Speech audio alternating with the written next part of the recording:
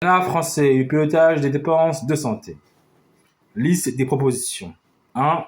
Disposer au moment de l'examen du PLFSS d'une vision globale de l'effort public dédié à la prise en charge de la perte d'autonomie afin de mettre en perspective les crédits inscrits à ce titre au sein de l'ONDAM. 2. Retracer dans un document de politique transversale État-sécurité sociale l'ensemble des dépenses concourant à la prévention. 3. Rendre plus transparentes les hypothèses sous-tendant la construction de l'ONDAM, en particulier la décomposition du tendanciel des dépenses sur la base d'une méthodologie partagée, affiner l'évaluation des prévisions d'activité hospitalière par sous-champ d'activité. 4. Clarifier la présentation des mesures d'économie sur l'ONDAM, sortir des économies attendues les mesures qui n'en sont pas, détailler les mesures déployées pour atteindre les objectifs fixés, mettre en regard du quantum d'économie le montant des dépenses associées. 5. Renforcer le suivi ex post des mesures d'économie en définissant une méthodologie d'évaluation. 6. Mettre en regard de l'ONDAM hospitalier la situation financière des établissements publics de santé. 7. Étayer les hypothèses de construction de l'ONDAM pluriannuel. 8. Asseoir l'ONDAM pluriannuel sur une analyse prospective de la dépense de santé et de l'évolution des besoins. 9. Développer des modes de régulation pluriannuelle des dépenses de santé plus équitables et plus efficients, fondés sur des accords de modération des volumes par la qualité et la pertinence.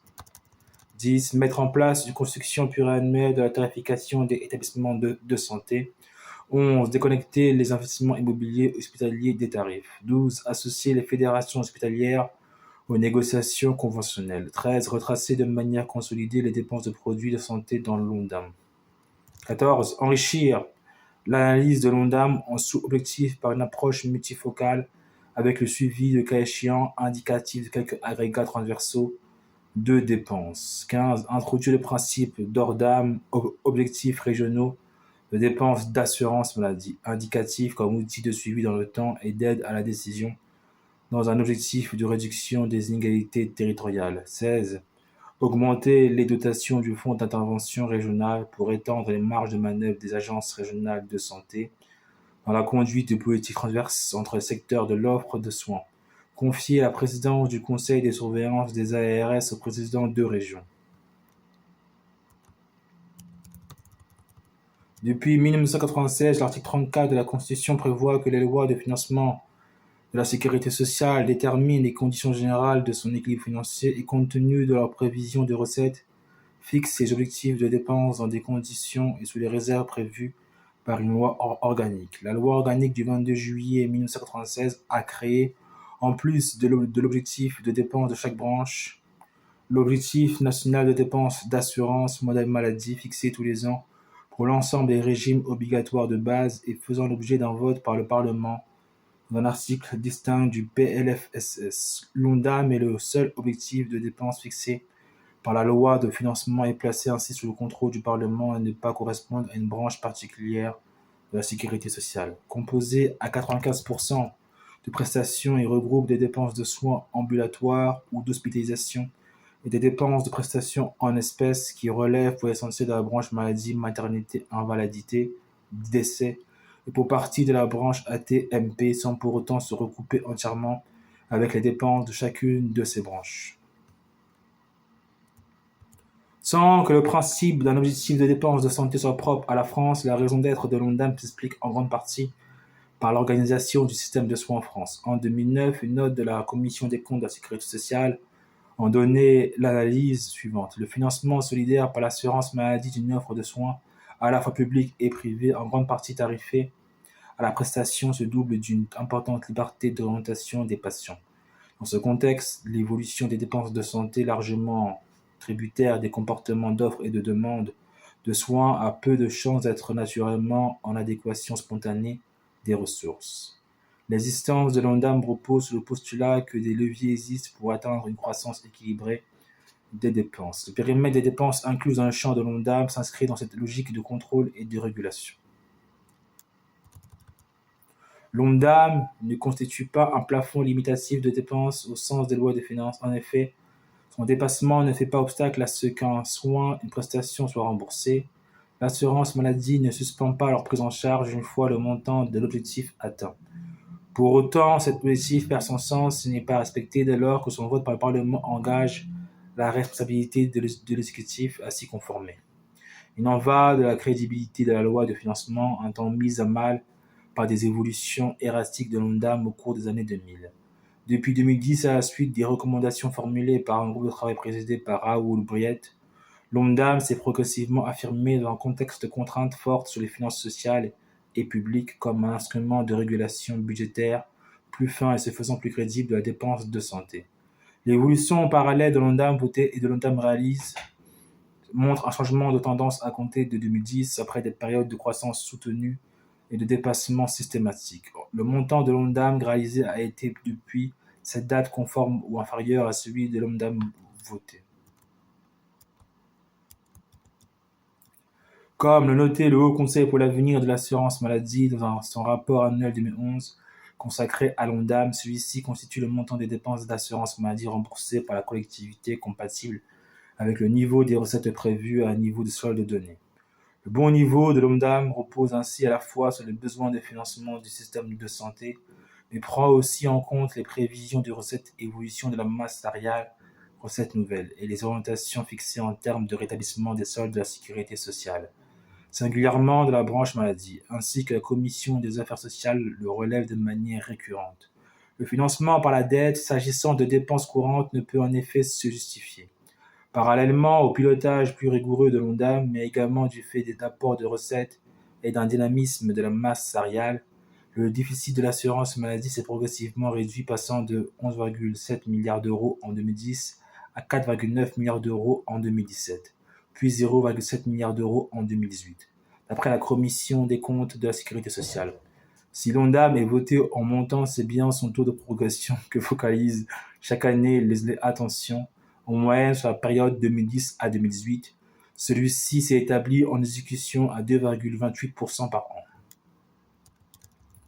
Ce taux reste de 0,3 points supérieur à l'évolution de la dépense publique, même s'il marque une nette modération par rapport à la décennie précédente, avec une évolution moyenne de 4,78 par an entre 2000 et 2009.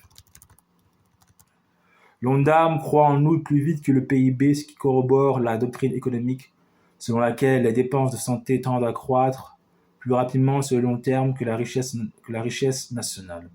La part des dépenses de santé dans la consommation s'accroît au fur et à mesure que le revenu augmente. Sur un périmètre proche, la consommation de soins et de biens médicaux a progressé. D'après le DREES, un rythme annuel moyen de plus 9,6% entre 1950 et 2018, contre 7,9% pour le PIB en valeur. La part de la CSBM dans la production nationale a ainsi plus que triplé au cours de la période, passant de 2,5% à 8,6% du PIB. Cela ne va pas sans poser un enjeu majeur de soutenabilité sur le long terme de la dépense publique de santé. Dans ce cadre, sa régulation via l'ONDAM est aussi stratégique qu'indispensable, même si les conditions de sa mise en œuvre ne vont pas sans poser des difficultés. Les périodes de dépassement importants et systématiques de l'ONDAM ont conduit à renforcer la panoplie des outils visant à s'assurer de la rigueur de son exécution. Les analyses présentées à la Commission des comptes de la sécurité sociale participent également à ce suivi infra-annuel. La loi du 13 août 2004 a constitué un premier pas en instituant un comité d'alerte sur l'évolution des dépenses de l'assurance maladie. Au terme de l'article L114-4-1 du Code de la sécurité sociale, ce comité est chargé d'alerter le Parlement, le gouvernement et les caisses nationales d'assurance maladie et depuis 2007 l'UNOCAM en cas d'évolution des dépenses d'assurance maladie incompatibles avec le respect de l'objectif national voté par le Parlement. Le risque est considéré comme sérieux quand les dépenses d'assurance maladie dépassent l'ONDAM, avec une ampleur supérieure à un seuil fixé par décret, d'abord fixé à 0,75%. Celui-ci a été abaissé progressivement à 0,5% à compter de 2013, conformément aux conclusions du rapport Briet sur le pilotage des dépenses d'assurance maladie de 2010. Des mesures de redressement doivent être mises en œuvre dans un délai d'1 mois. Cette procédure a été conduite une seule fois à ce jour en 2007. Le rôle du comité d'alerte de l'ONDAM, le champ d'analyse de ce comité a été étendu depuis sa création par la loi de financement de la sécurité sociale pour 2009 et 2011. Il rend désormais public au moins 3 avis par an. Au plus tard le 15 avril, il analyse les anticipations de réalisation de l'ONDAM de l'année précédente et en déficit et en déduit les conséquences sur le respect de l'objectif de l'exercice en cours. Au plus tard le 1er juin et en tant que de besoin, il rend un avis sur le respect de l'ONDAM pour l'exercice en cours, analysant notamment l'impact des régimes conventionnels et celui des déterminants conjoncturels et structurels des dépenses d'assurance maladie. Au plus tard, le 15 octobre, il contrôle les éléments ayant permis l'élaboration de l'ONDAM pour l'année à venir et présente ses réserves. S'il constate, compte tenu des données dont il dispose, que cet objectif ne peut pas être respecté, il veille également au respect de l'objectif de l'année en cours. Le suivi infra-annuel de l'ONDAM a également été renforcé sur la base des recommandations du rapport Briet précité. La loi de programmation des finances publiques du 28 décembre 2010 a ainsi prévu qu'une partie des dotations relevant de l'ONDAM, au moins égale à 0,3% de l'objectif voté, est mise en réserve au début de chaque exercice. Ce dispositif s'inspire des procédures budgétaires classiques pour le budget de l'État, mise en réserve ex-ante de crédits permettant un gel infra-annuel en cas de dérapage des dépenses. Destiné à garantir le respect de l'ONDAM, il s'applique désormais chaque année, non sans poser des problèmes d'équité dans la contribution des différents secteurs au respect de l'ONDAM. Initialement soumis à un vote global, la loi organique du 2 août 2005 a décliné l'ONDAM sans sous-objectif, aujourd'hui au nombre de 6. Depuis 2006, le périmètre des sous-objectifs a évolué sur 2 principaux points. La création en LFSS pour 2014 d'un sous-objectif portant sur les dépenses relatives aux fonds d'intervention régionale, regroupant dans une même enveloppe des crédits auparavant dispersés pour assurer un meilleur pilotage de ce fonds créé en 2012.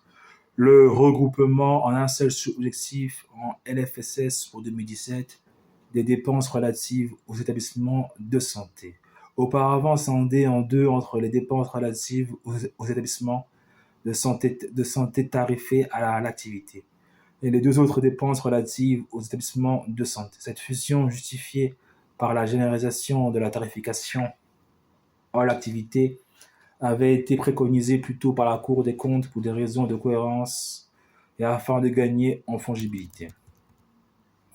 La loi ne fixe pas le périmètre de l'ONDAM ou de ses sous-objectifs, qui n'est d'ailleurs défini ou retracé de manière formelle ou exhaustive dans aucun document public. Jusqu'à ce jour, seule l'annexe 7 au PLFSS consacré à l'ONDAM en présente la composition sommaire, généralement un tableau destiné à illustrer les différences de périmètre avec l'objectif de dépenses de la branche maladie. La direction de la sécurité sociale a néanmoins indiqué que pour le PLFSS pour 2020, cette annexe devrait comporter un tableau plus détaillé des dépenses contenues dans le périmètre de chacun des sous-objectifs de l'ONDAM.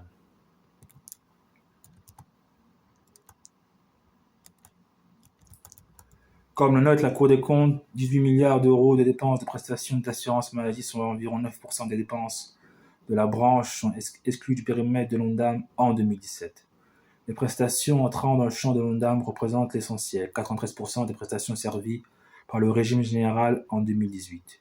Mais plusieurs prestations en espèces sont hors de l'ONDAM. Les pensions d'invalidité, les capitaux de décès, les indemnités journalières de maternité relevant de la branche maladie, ou encore les rentes servies aux personnes victimes d'un accident de travail ou souffrant d'une maladie professionnelle en cas d'incapacité permanente, relevant de la branche AT-MP, sont également en dehors du champ de l'ONDAM. Des charges accessoires liées aux prestations telles que les dépréciations ou admissions en non-valeur de créances d'indus. La part des prestations médico-sociales à la charge de la Caisse nationale de solidarité pour l'autonomie, CNSA, est financée sur ses ressources propres, donnant lieu à des transferts à l'assurance maladie. Les dépenses d'action sociale et de prévention hors celles conduites dans le cadre du FIA. Comme cela a été exposé à vos rapporteurs, quelle que soit la dynamique de ces dépenses, l'exclusion de certaines prestations de l'ONDAM obéit à une logique pour la direction de la sécurité sociale, les dépenses ne pouvant ou n'ayant pas vocation à faire l'objet d'une régulation n'ont pas lieu d'être dans l'ONDAM, comme c'est le cas des indemnités journalières maternité. Certaines prestations relèvent en outre d'une nature différente du soin ou de la compensation temporaire de l'activité professionnelle, comme celles d'invalidité qui sont d'ailleurs rattachées dans certains régimes spéciaux, comme dans la fonction publique aux prestations de retraite. L'intégration dans l'ONDAM de dépenses de prestations qui en sont aujourd'hui exclues par la tentation de constituer un jardin à la française ne paraît pas constituer, à l'heure actuelle, un véritable enjeu. Il n'en demeure pas moins que le périmètre de cet objectif gagnerait à être défini de manière plus explicite et qu'une vision plus globale de certaines dépenses serait à rechercher. L'ONDAM n'est pas le cadre unique de suivi dans le temps de la dépense de santé. Il se superpose avec d'autres agrégats dont les périmètres se recoupent partiellement, mais dont les évocations sont différentes. L'ONDAM est un instrument de pilotage et de régulation de la dépense de soins votée par le Parlement, tandis que les données statistiques retracent a posteriori la consommation de soins et des biens médicaux, et la dépense courante de santé, laquelle comporte encore une autre version utile aux comparaisons internationales. Le schéma suivant retrace les différences de périmètre. Si l'ONDAM recouvre l'essentiel de la dépense publique de soins, 90% du financement public de la CSBM, de manière stable dans le temps et ne retrace pas d'une part l'ensemble de l'effort public national de couverture des dépenses de soins. Son champ recouvrant les seules dépenses entrant dans le champ des lois de financement de la sécurité sociale, c'est par exemple le cas des frais de soins qui incombent à l'État, aide médicale d'État, dépenses de prévention, des financements CMU-C ou des dépenses prises en charge par les collectivités territoriales, dépenses de prévention et de dépistage, protection maternelle et infantile. D'autre part, le champ exclusivement public de l'ONDAM ne permet pas de retracer la contribution à la dépense de santé des organismes complémentaires d'assurance maladie et des ménages. Reste à charge et donc l'impact éventuel des reports de dépenses entre financeurs. L'ONDAM ne donne ainsi qu'une vision tronquée de la dépense de santé, ce qui rend nécessaire de le croiser avec d'autres analyses pour aboutir à un pilotage pertinent. C'est la raison pour laquelle l'annexe 7 au PLFSS portant sur l'ONDAM retrace en éclairage des éléments publiés dans les comptes de la santé de l'adresse DRES sur la CSBM et la DCS. Il ne s'agit cependant que de données statiques sans recoupement avec le choix guidant la construction de l'ONDAM pour l'année à venir.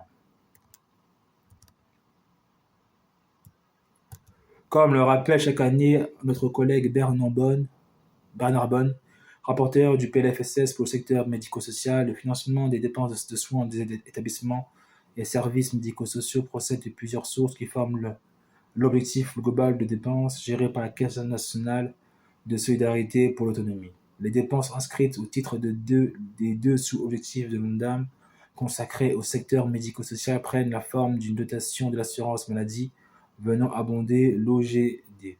La part restante vient des prélèvements spécifiques sur les ressources propres de la CNSA. Ces deux parts représentent en exécution 2007 respectivement près de 20 milliards et de 1,3 milliard d'euros.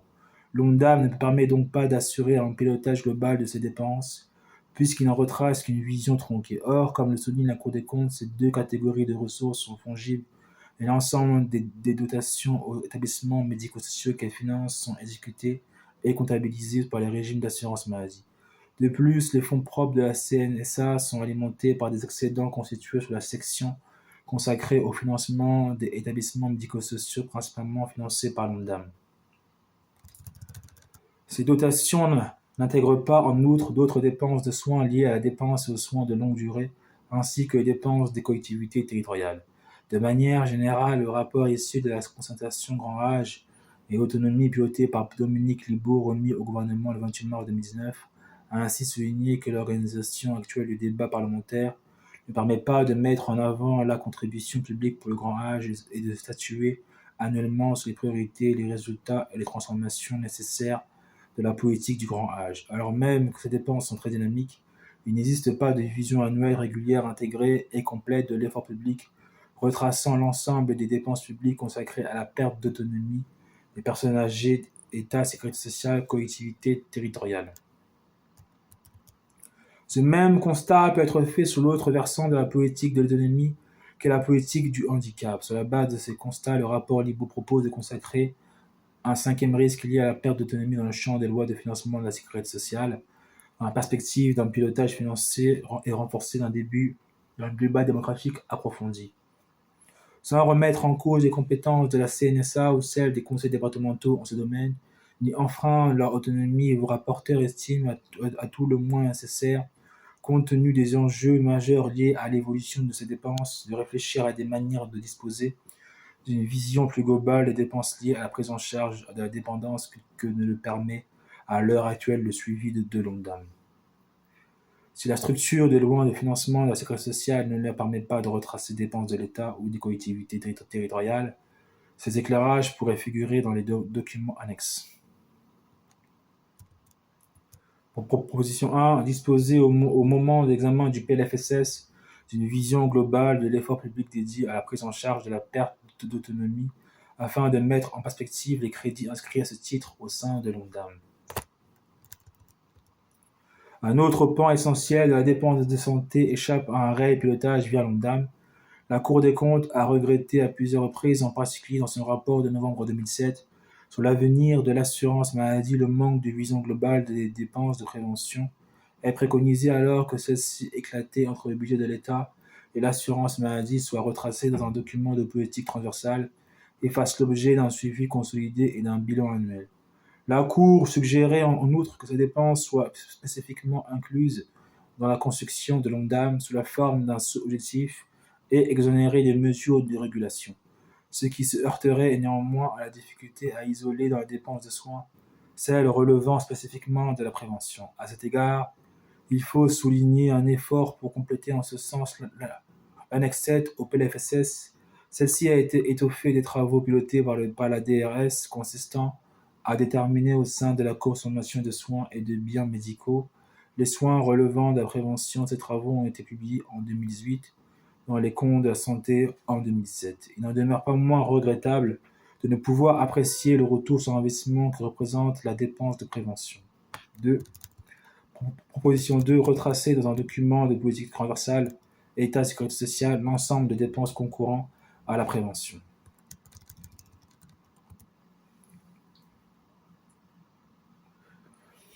Compte tenu de la variabilité de certains postes de consommation de soins, la construction de l'ONDAM constitue de toute évidence un exercice de prévision complexe et délicat. 3 années s'écoulent entre la construction et le constat définitif d'un ONDAM, ce qui laisse la place à divers aléas. L'objectif de l'année N est élaboré par la direction de la sécurité sociale à l'été de l'année N-1, alors que les données disponibles les plus récentes sur les dépenses constatées portent sur l'exercice N-2 et 5 premiers mois de l'exercice N-1 extrapolés sur 12 mois. À partir de ces données, la fixation de l'ONDAM peut se décomposer en plusieurs étapes. Une étape de prévision consistant à estimer quelle serait l'évolution spontanée des dépenses sans mesure particulière. Il s'agit d'abord de déterminer le socle de dépenses ou base, le point de départ de la construction de l'objectif de l'année N et le montant voté par ce objectif de l'année N-1. Corriger, le cas échéant, de nouvelles prévisions et de changements éventuels de périmètre. S'y ajoute ensuite l'évolution spontanée des dépenses, le tendanciel avant toute mesure nouvelle. Une étape d'arbitrage consistant à intégrer les mesures d'inflexion des dépenses à la hausse ou à la baisse, les dépenses supplémentaires liées au financement de mesures nouvelles mises en œuvre et montées en charge des conventions, ou pour l'hôpital, revalorisation du point de la fonction publique, revalorisation catégorielle. Le calcul enfin du montant d'économie sur la tendance nécessaire à l'atteinte du taux cible retenu, de progression des dépenses objectives de maîtrise médicalisée, des dépenses de maîtrise des volumes ou de rationalisation de l'offre de soins.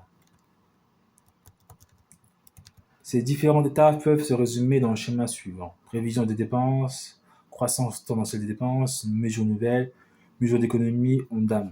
Il faut toutefois préciser, comme le rappelle la Cour des comptes, que ces étapes ne sont pas toujours distinguées dans les faits. Ainsi, l'évolution tendancielle des charges des établissements de santé est encore appréciée de façon imprécise, selon la Cour, puisque dans le bien des cas ne sont pas distingués les effets reports.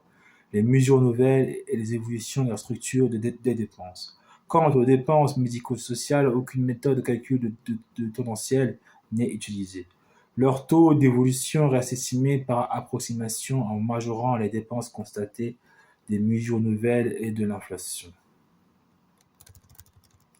Parmi les différentes étapes de construction de l'Ondam, celle consistant à évaluer le tendanciel des dépenses, c'est-à-dire leur croissance spontanée en dehors de toute action particulière, est des plus complexes. Sa méthodologie, s'agissant des deux principaux sous-objectifs de l'Ondam, s'appuie sur l'expertise de plusieurs administrations d'après les indications transmises par la Direction de la sécurité sociale et la Direction générale de l'offre des soins retracées dans l'encadré ci-après. L'évaluation du tendanciel des dépenses est le fruit d'une collaboration entre plusieurs administrations ou instances. Pour le soin, des visites et travaux sont réalisés chaque année par la Direction de la sécurité sociale en collaboration avec la CNAM, la Direction générale du Trésor et la Direction du budget. L'estimation repose notamment sur des méthodes statistiques labellisées par l'INSEE appliquées à des séries mensuelles de données constituées par la CNAM depuis 1994. Il s'agit de décomposer l'effet sur la croissance de la structure calendaire.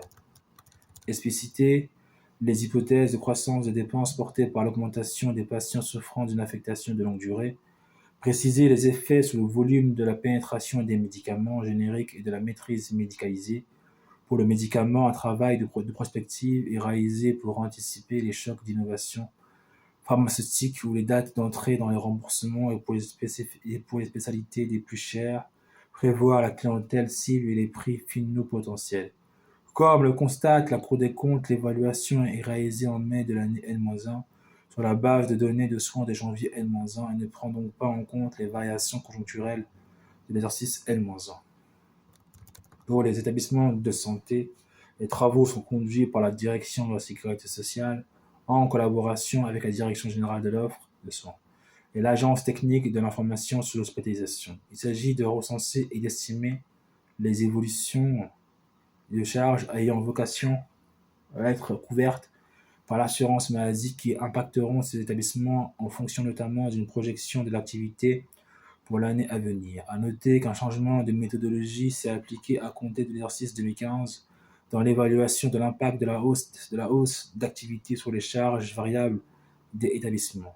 L'augmentation d'un point d'activité entraîne un point de charge supplémentaire sur l'assiette de charges médicales et hôtelières directement liées à l'activité sur 28% de ces charges. Et l'augmentation d'un point d'activité n'entraîne que 0,7 points de charges supplémentaires sur l'assiette des dépenses de personnel permanent, soit 80% du total de la masse salariale. Cette projection de tendance présente un caractère d'abord technique puisqu'elle ne fait pas intervenir a priori une analyse de l'utilité de la croissance anticipée de dépenses. Elle concentre néanmoins un certain nombre de critiques, notamment quant à son opacité et sa déconnexion perçue avant la réalité du terrain. S'agissant du médicament, les représentants du LIM ont ainsi donné une construction artificielle du tendanciel, dont ils avaient notamment jugé le niveau excessif 7% dans la construction du PLFSS. Pour 19%, selon eux, il paraît fondé sur une construction ex post. Le niveau d'économie attendu pour le médicament semble davantage être utilisé comme un prérequis plutôt que comme le résultat d'une construction analytique. Or, la fixation du tendanciel n'est pas sans enjeu puisque ces estimations forment le socle de la détermination des économies nécessaires à la réalisation de l'objectif cible, qui sont d'autant plus importantes que le tendanciel est élevé. Pour les médicaments, cela joue sur la pression sur les prix dans les négociations entre les entreprises pharmaceutiques et le comité économique du produit de santé. Pour les établissements de santé, les prévisions d'activité peuvent donner lieu à des mesures de régulation des tarifs au moment de la campagne tarifaire. Par nature, le tendanciel des dépenses est inobservable à titre rétrospectif, le régulateur intervenant chaque année pour maîtriser la dépense. La Direction de la sécurité sociale a toutefois procédé en 2007 à une comparaison entre les tendanciels utilisés en construction initiale de l'Ondam et leur réalisation, pour le sous-objectif soins de ville. Comme le note la Direction de la sécurité sociale, les surprises les plus importantes relevées ex post Résulte de chocs non anticipés, par exemple des variations sur les dépenses d'indemnités journalières dont l'ampleur reste pour une large part incomprise, notamment du fait de l'impossibilité à relier en raison du secret médical la prescription d'IG et son motif. C'est également le cas des innovations pharmaceutiques, compte tenu d'une prévisibilité faible de leur arrivée sur le marché et des aléas liés à la stratégie des laboratoires.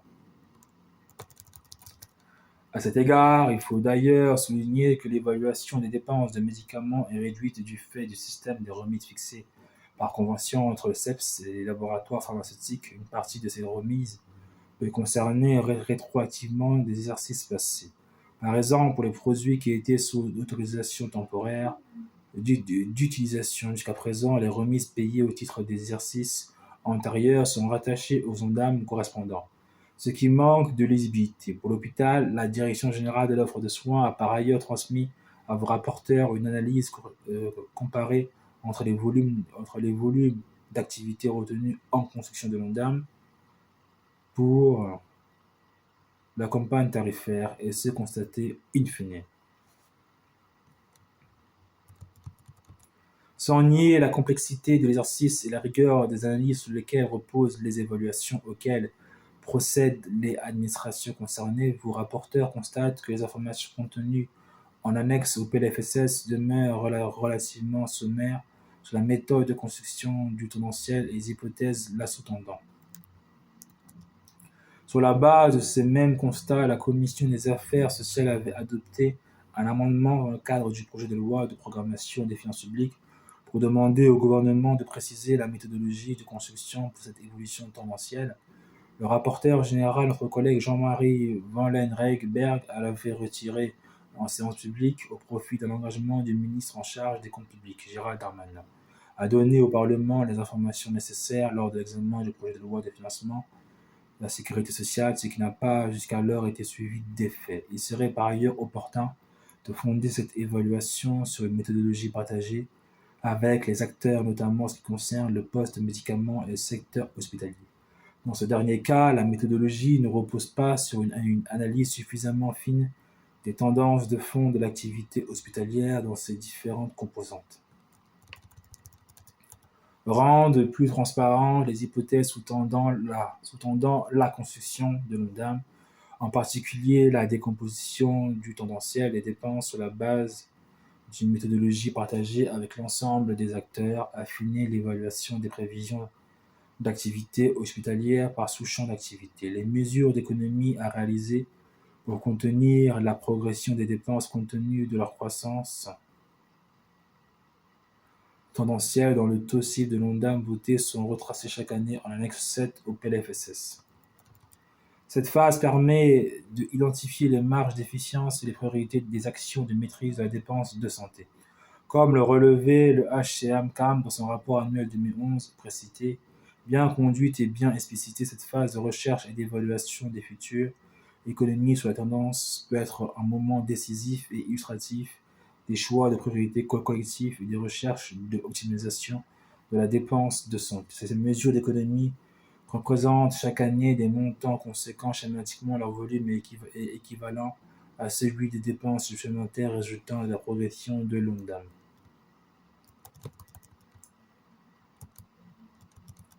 D'une part, il figure des mesures de portée diverses pour lesquelles la qualification d'économie est parfois trompeuse.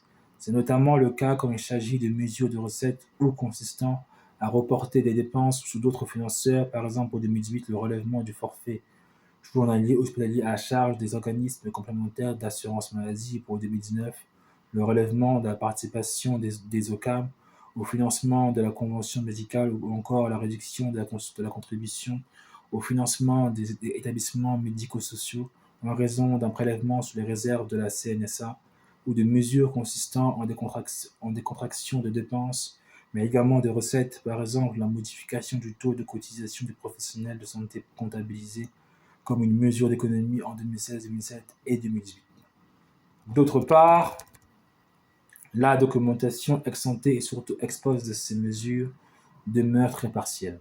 Seul le rapport annuel charges et produits des caisses d'assurance maladie prévu par la loi du 13 août 2004 fournit des analyses sur les moteurs de la dynamique de progression des dépenses ainsi que des propositions chiffrées et détaillées sur les actions de maîtrise médicalisée à conduire pour l'année suivante. Cela ne concerne toutefois que les actions fondées sur les leviers propres à l'assurance maladie, dont le montant d'après les évaluations cibles est passé de 700 millions d'euros en 2015 à 2 milliards d'euros pour 2019. Pour autant, comme le montre le tableau suivant, les propositions de l'assurance maladie ne se recoupent pas totalement avec les choix de mesures d'économie finalement retenus pour la construction de l'Ondam sans que les écarts constatés sur différents postes ne soient étayés.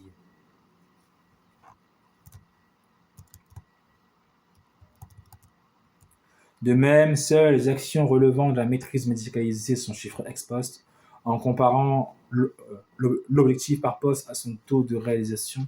Certes, par définition et comme pour la projection de tendance, le rendement des mesures d'économie n'est pas toujours observable. Il se déduit globalement du respect au nom de l'Ondam. Pour autant, dès lors que les économies sur l'Ondam sont censées s'inscrire dans un programme pluriannuel, en l'occurrence pour la période 2018 à 2022, après le plan Ondam 2015 à 2017, il est regrettable de ne pas disposer d'une nomenclature constante facilitant les comparaisons d'une année sur l'autre et d'un suivi dans le temps permettant d'apprécier la crédibilité des mesures annoncées ainsi que la pertinence des efforts demandés. Clarifier la présentation des mesures d'économie sur l'Ondam, sortir des économies attendues les mesures qui n'en sont pas, détailler les mesures déployées pour atteindre les objectifs fixés, mettre en regard du quantum d'économie le montant des dépenses associées, renforcer le suivi ex post des mesures d'économie en définissant une méthodologie d'évaluation. Le respect global de l'Ondam depuis 2010 masque des évolutions différenciées entre ces deux principales composantes. Les dépenses de soins de ville d'un côté, les dépenses afférentes aux établissements de santé de l'autre. Les tendances observées sur la période 2010 à 2018 sur ces deux sous-objectifs montrent des trajectoires inversées. Après s'être établi systématiquement en dessous de l'objectif fixé sous exécution entre 2010 et 2014, avec des écarts parfois importants, 1,3 milliard d'euros en 2013, les dépenses de soins de ville connaissent une surexécution systématique depuis 2015. Parallèlement, les dépenses relatives aux établissements de santé, après avoir dépassé l'objectif initial en 2008 et 2009, sont en exécution systématiquement inférieure à l'objectif initial voté depuis 2010, soit du fait de dépassements plus que compensés par des annulations de crédits mises en réserve, soit en raison d'une sous-exécution. Ce sont en cumul sur la période 2010 à 2018 près de 3 milliards d'euros d'écart entre l'objectif initial de dépenses voté pour les établissements de santé et les dépenses exécutées. Sur la base des 3 derniers exercices à Ondam global inchangé, ces évolutions ont conduit à rectifier dans la deuxième partie de la loi de financement portant sur l'exercice de l'année en cours la ventilation des dépenses entrées entre ces deux sous-objectifs pour ajuster les prévisions en fonction des éléments disponibles sur les risques de dépassement des sous-enveloppes en cours d'exécution. Ces ajustements contribuent à effectuer la crédibilité de l'Ondam initial et à réduire la visibilité sur les financements des établissements de santé revus à la baisse en 2017 comme en 2018. Ces décisions sont intervenues en 2017 comme en 2018 dans un contexte de fragilisation de la situation financière des établissements de santé. D'après la DRES, le déficit des hôpitaux publics s'établirait, d'après les données provisoires des comptes financiers, à 600 millions d'euros en 2018, soit un peu moins qu'en 2017, 743 millions d'euros, mais très supérieur à celui observé en 2016. 188 millions d'euros, près de 6 établissements sur 10 sont déficitaires, 57% après 59% en 2017. Pour 2017, la Cour des comptes relevait ainsi que pour la première fois depuis 2011, le respect de l'Ondam ne s'accompagne pas d'une réduction des déficits combinés de l'assurance maladie et des hôpitaux publics, qui, pris ensemble, dépassent ceux de 2016, 55,7 contre 5,2 milliards d'euros. Le respect de l'objectif global s'accompagne ainsi sur les derniers exercices d'une dégradation ou pour le moins d'une situation préoccupante de la situation financière des hôpitaux publics.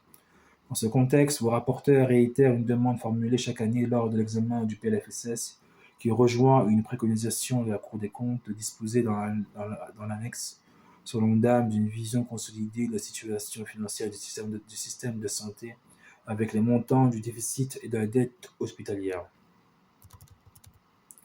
La loi de programmation des finances publiques a prévu la remise au Parlement au plus tard le 15 octobre de chaque année d'un rapport sur la situation financière des établissements publics de santé pour le dernier exercice clos. Ce rapport n'a toutefois pas été transmis lors de l'examen du PLFSS pour 2019 et ne l'avait jamais été avant 2018, en dépit d'une disposition similaire inscrite dans la loi de programmation pour 2014 à 2018. Proposition 6. Mettre en regard de l'ONDAM hospitalier la situation financière des établissements publics de santé. Dans son rapport annuel de 2011, précité analysant l'ONDAM, le HCAAM appelait à la preuve d'une grande vigilance quant à l'équité de la répartition de l'effort.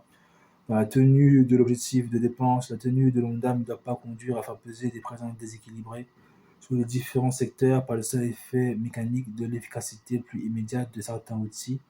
C'est une condition absolue d'équité dans la démarche qui est même une condition absolue de l'adhésion de tous à son principe. Vos rapporteurs ne peuvent que souscrire à cet objectif de juste répartition de l'effort qui conserve une grande actualité. En effet, la bonne compréhension et l'adhésion partagée aux mécanismes de régulation sur lesquels s'appuie le respect de l'ONDAM voté apparaissent aujourd'hui fragilisés. Les représentants des fédérations hospitalières entendus par vos rapporteurs ont été unanimes pour dénoncer l'asymétrie des mécanismes de régulation des dépenses qui perçoivent comme une source d'iniquité entre les acteurs du système de santé. Selon eux, si tous sont solidaires de l'objectif, c'est quelques-uns, au premier rang desquels les établissements de santé sont de facto responsables de l'atterrissage. La principale explication tient à la différence même de nature des modes de financement des acteurs de santé. Enveloppe limitative pour les établissements de santé comme pour les établissements et services médico-sociaux, contre enveloppe ouverte pour les soins de ville. L'application depuis 2010 des mises en réserve prudentielles à hauteur de 0,3% des dotations constituées en début d'exercice est retracée dans le tableau suivant. Pour les établissements de santé, le coefficient prudentiel sur le tarif a en outre été fixé à 0,7% en 2018 et 2019. Au total, ce mécanisme s'est révélé pendant plusieurs années comme un dispositif perdant-perdant pour l'hôpital. Certaines années, comme entre 2011 et 2014, la sous-exécution globale de l'ONDAM hospitalier ou le dépassement de certaines de ses composantes avant mobilisation des mises en réserve se sont accompagnés de la non-délégation au fonds d'exercice de tout ou partie des crédits mis en réserve, ce qui a conduit dans tous les cas à une sous-exécution au regard du sous-objectif voté de l'ONDAM total. D'autres années, comme en 2015 et 2016, le dépassement de l'enveloppe des soins de ville a conduit à des annulations de dotations aux établissements de santé ou médico-sociaux initialement mis en réserve afin de garantir le respect de l'ONDAM total. Vos rapporteurs saluent la décision pour l'exercice 2007 et 2018, compte tenu du ralentissement constaté de l'activité hospitalière, de reverser aux établissements de santé des crédits mis en réserve, à hauteur de 150 millions d'euros arbitrés en novembre 2017, puis d'une dotation complémentaire de 250 millions d'euros en février 2018. Et même 300 millions d'euros ont été reversés en mars 2019 pour l'exercice 2018 et au total, l'ensemble des crédits mis en réserve ont été dégelés. Ces décisions ont permis de réduire la contribution unilatérale de l'ONDAM hospitalier à la tenue de l'ONDAM total. Toutefois, ces arbitrages tardifs font peser une incertitude sur le montant des dotations effectivement déléguées aux établissements de santé, ce qui constitue un frein à la stabilité et à la lisibilité dont ceux-ci ont besoin pour piloter leur activité ou décider d'un investissement. Pour la première fois, dans le cadre du PLFSS pour 2019, le gouvernement a indiqué appliquer de manière symétrique une réserve prudentielle sur l'enveloppe soins de ville, à hauteur de 120 millions d'euros. Cette décision répond à des intentions louables en termes de répartition de l'effort. Cependant, elle a de quoi laisser vos rapporteurs sceptiques en l'absence d'outils de régulation opérationnels aux mains de l'assurance maladie. Concrètement, cette réserve prudentielle revient à augmenter l'objectif de dépenses en décidant de mesures d'économie supplémentaires à hauteur du même montant. Il s'agit de donner une marge de sécurité en vue de couvrir un éventuel dépassement constaté en cours d'exécution sur un poste sans affecter les tarifs des professions de santé ou revenir sur les conventions signées. Pour les établissements de santé, les prévisions d'activité sous-tendant l'ONDAM ont un impact direct sur la contrainte tarifaire, arbitrée lors de la campagne tarifaire qui a lieu chaque année en février et mars et donne lieu à la publication d'un arrêté. La construction tarifaire pour l'année N est réalisée en tenant compte de l'exécution de l'année N-1 et de la croissance attendue de l'activité pour l'année N. En dehors des enveloppes fermées de dotation MIJAC de dotation annuelle de financement, les enveloppes dites ouvertes financées à l'activité sont régulées par un dispositif prix volume. Le volume d'activité anticipé peut justifier une minoration des tarifs hospitaliers dans l'objectif de respecter l'ONDAM hospitalier voté.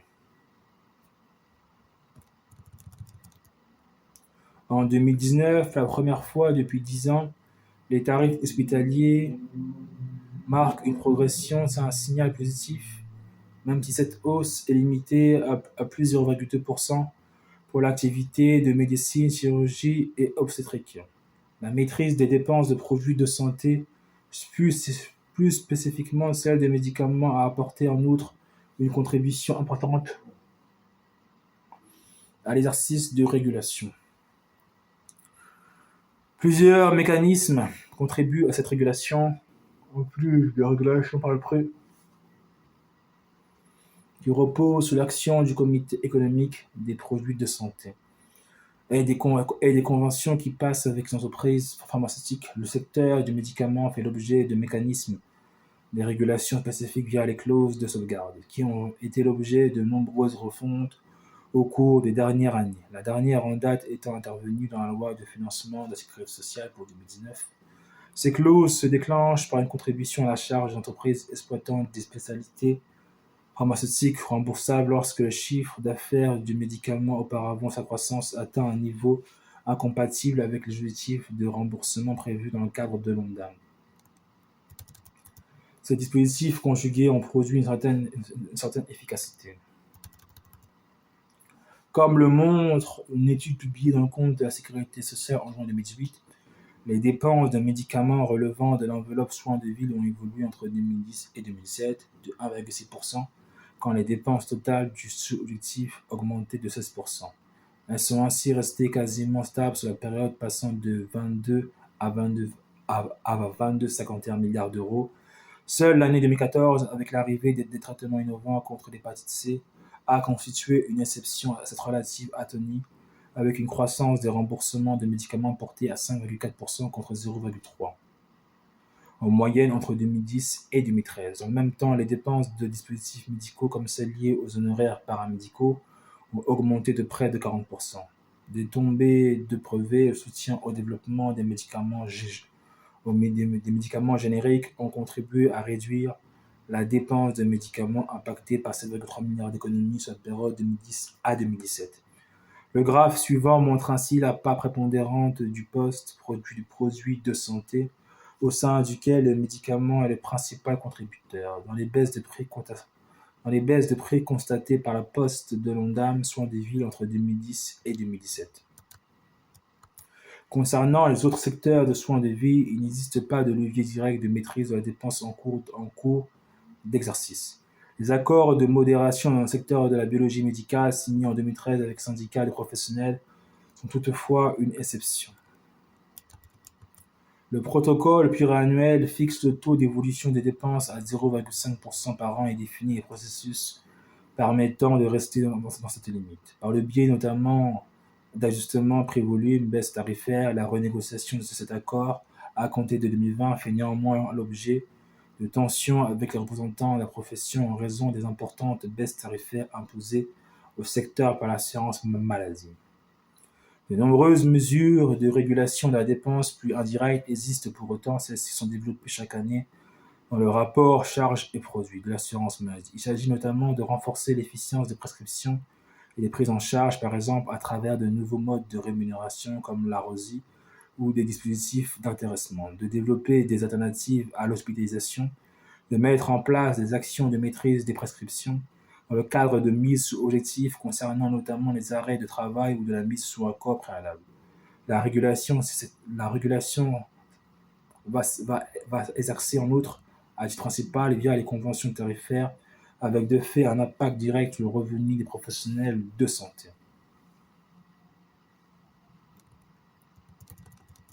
Comme le relevait en 2010 le rapport Briette précité sur le pilotage des dépenses d'assurance maladie, les évolutions tendancielles des dépenses d'assurance maladie s'inscrivent dans les dynamiques qui ne sont pas limitées à un seul exercice. L'impact des mesures correctrices ou à l'inverse des mesures nouvelles se fera également sentir dans les années ultérieures. Enfin, la politique de santé publique a un impact de moyen terme sur les dépenses qu'une gestion prudente se doit de faire apparaître. Toutes ces raisons justifient une régulation des dépenses qui s'inscrivent dans un cadre pluriannuel. De fait, des avancées ont conduit à inscrire l'ONDAM sous une forme de pluriannualité. D'autre part, les lois de programmation des finances publiques en fixent une trajectoire à l'horizon de 3 ans, exprimée en montant à ne pas dépasser. Cette trajectoire a été fixée pour 2018 à 2020 de 195 à 204 milliards d'euros courants et s'entend à périmètre constant conformément à une méthodologie décrite dans le rapport annexé aux chartes de l'ONDAM. D'autre part, la loi organique numéro 2010-1380 du 13 novembre 2010 relative à la gestion de la dette sociale a complété l'article LO 111-4 du Code de la sécurité sociale pour prévoir que le PLFSS est accompagné d'un rapport annexe B décrivant l'ONDAM pour les 4 années à venir et les hypothèses sur lesquelles repose la prévision de cet objectif, qui prennent en compte les perspectives d'évolution des dépenses et les mesures nouvelles envisagées. Cette trajectoire devant être cohérente avec les soldes visés pour la branche maladie. En dépit de ces avancées, vos rapporteurs constatent que la projection pluriannuelle de l'ONDAM demeure très formelle et peu documentée. En dehors des hypothèses macroéconomiques retenues, l'annexe B au PLFSS, en ce qui concerne la projection de l'ONDAM, se limite à rappeler les engagements d'évolution pour l'année en cours, les priorités d'action résultant du PLFSS et les grandes lignes des économies attendues sur la tendance, c'est-à-dire des éléments descriptifs comparables à ceux figurant dans le dossier de presse concernant essentiellement l'année à venir. Elle ne comporte pas les éléments de décomposition fine ou sectorielle que le rapport Briette précité appelait de ses vœux, à savoir une analyse de facteurs d'évolution du tendanciel, l'impact détaillé des mesures nouvelles et mesures correctrices envisagées. L'annexe S de l'ONDAM ne comporte pas davantage d'informations. De même, le caractère supposé pluriannuel des plans d'économie de l'ONDAM, en l'occurrence la période 2018 à 2022, demeure théorique. Ces éléments en l'état servent donc peu au débat public et ne permettent pas de donner aux acteurs du système de santé la visibilité nécessaire sur le pilotage fin de la dépense de santé, en fonction des priorités des politiques de santé retenues. Comme le préconisait la task force sur le financement du système de santé, l'avis du comité d'alerte de l'ONDAM pourrait être parallèlement étendu aux hypothèses sous-jacentes à l'ONDAM pluriannuelle, notamment les hypothèses d'évolution des volumes.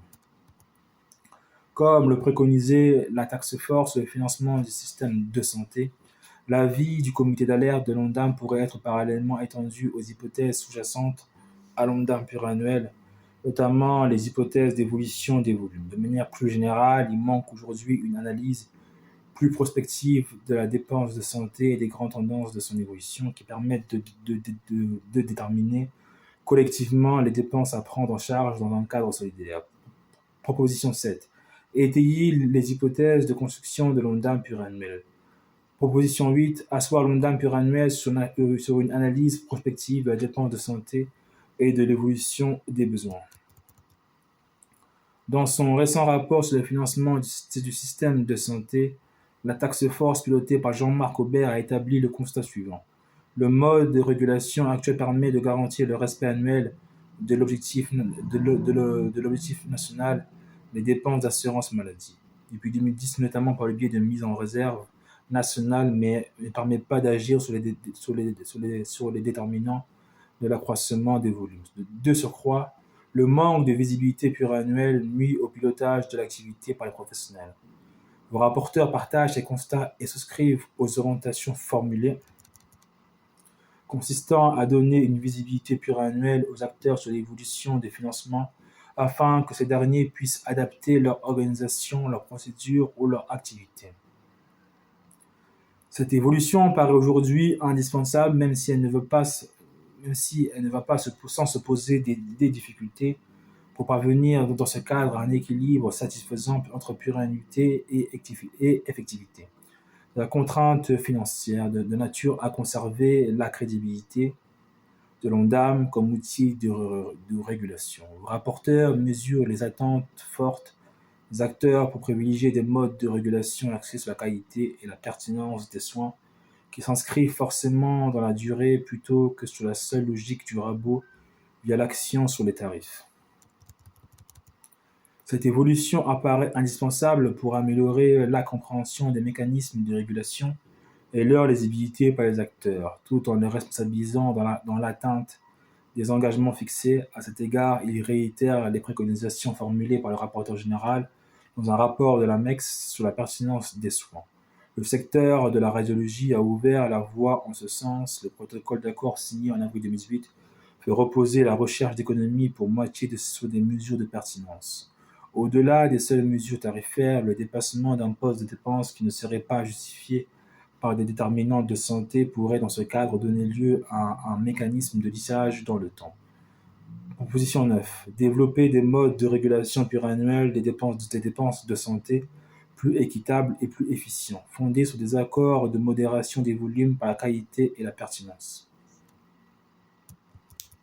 En outre, suivant une recommandation du rapport Aubert, faisant écho à une demande récurrente des fédérations hospitalières, la vision pluriannuelle de l'ONDAM gagnerait à s'accompagner d'une tarification pluriannuelle à l'hôpital, afin de donner de la visibilité aux établissements de santé selon une base au moins triennale. Dans le contexte de réforme du financement de l'hôpital engagé dans le PLFSS pour 2020, cet engagement permettrait de renouer la confiance avec les acteurs. Elle pourrait reposer sur des engagements en matière de pertinence des actes et des prises en charge. Dans ce cadre, une remise à plat des tarifs hospitaliers pour les rapprocher progressivement des coûts de prise en charge contribuerait également à redonner du sens à l'action des professionnels dans les établissements de santé. Proposition 10. Mettre en place une construction pluriannuelle de la tarification des établissements de santé. S'agissant des produits de santé, secteur soumis à d'importants aléas en termes d'impact financier, compte tenu de l'arrivée sur le marché d'innovations potentiellement coûteuses, vos rapporteurs réitèrent une proposition d'un rapport de la MEX visant à structurer un cadre pérenne d'échange pour anticiper sur les innovations à venir, susceptibles d'impacter le système de santé. Système de type Horizon Scanning. Il salue à cet égard le signal donné en faveur d'une plus grande visibilité en matière de régulation du marché des produits de santé dans le cadre du 8e Conseil stratégique des industries de santé de juillet 2018. La lettre d'orientation ministérielle adressée au président du CEPS le 4 février 2019 a repris cet engagement de croissance du chiffre d'affaires des médicaments en France sur 3 ans à au moins 0,5% et 3% pour les médicaments innovants. Il conviendra d'y être vigilant. Comme l'ont souligné les représentants des fédérations hospitalières lors de leur audition, la régulation de l'ONDAM a un impact direct sur les dépenses d'investissement des établissements de santé qui jouent souvent le rôle de variable d'ajustement. Cette courbe est le miroir de l'évolution inversée sur la période du taux d'endettement des établissements, qu'ils soient publics comme privés. Le fait que le financement de l'investissement courant hospitalier provienne en majorité des tarifs dans lesquels il est globalement inclus et donc de l'ONDAM soulève le débat. La contrainte financière pèse en effet sur la capacité des établissements à dégager une marge brute pour investir. Parallèlement, le Fonds pour la modernisation des établissements de santé publics et privés permet de financer des investissements plus structurels, Celui-ci est abondé à hauteur de 647 millions d'euros pour l'année 2019, en hausse de 44% par rapport à 2018, pour accompagner les opérations d'investissement et de modernisation des établissements de santé découlant du plan Ma Santé 2022. Ce signal positif est à saluer, mais les modalités de pilotage et de financement des investissements, notamment immobiliers, soulèvent régulièrement des interrogations au sein de la Commission.